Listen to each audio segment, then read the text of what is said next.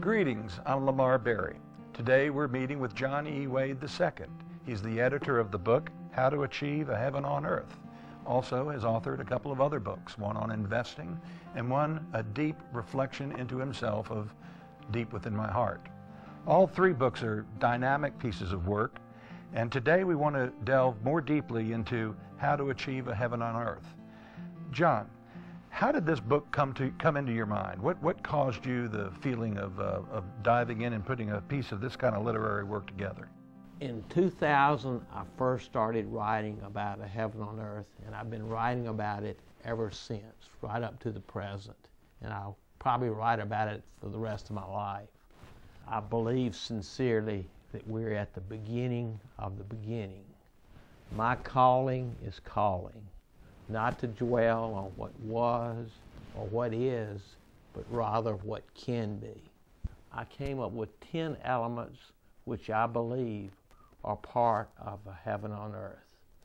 Peace, security, freedom, democracies, prosperity, spiritual harmony, racial harmony, ecological harmony, health, as well as moral purpose and meaning for the whole world.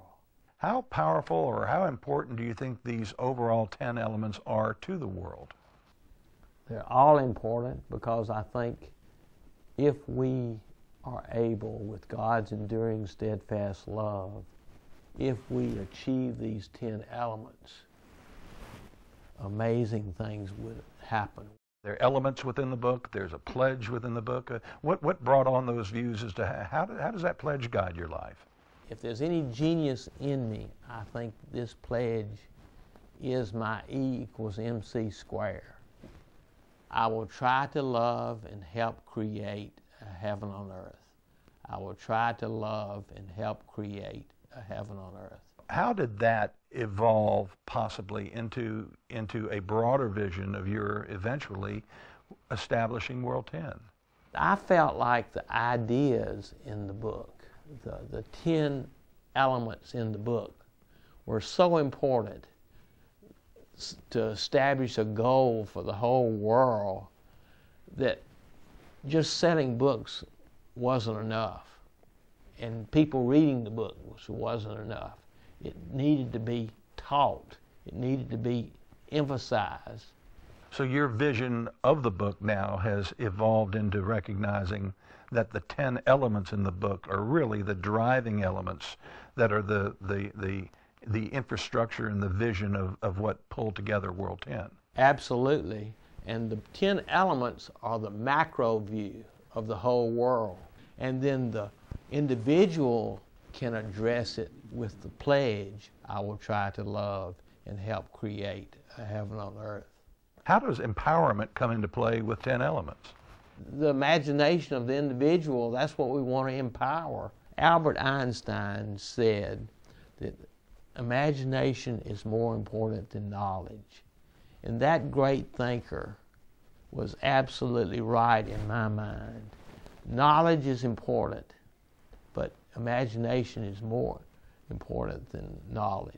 There's an expression that I've heard you use so often, and that's each of us and all of us. And tell me a bit about what that means to World 10.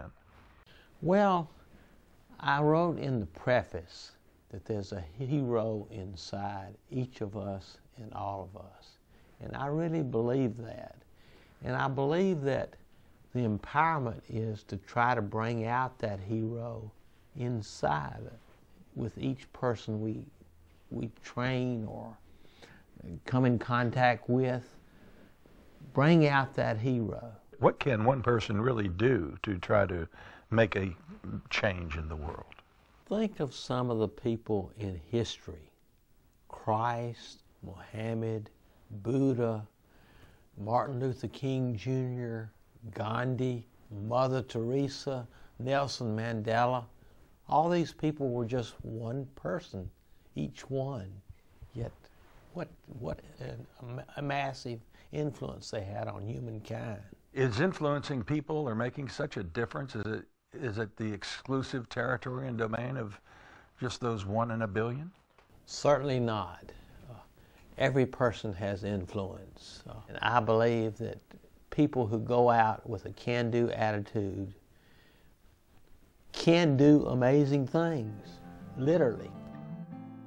One by one, million by million, billion by billion, we've got to do it. I will try to love and help create a heaven on earth. It can be done. I think it will be done.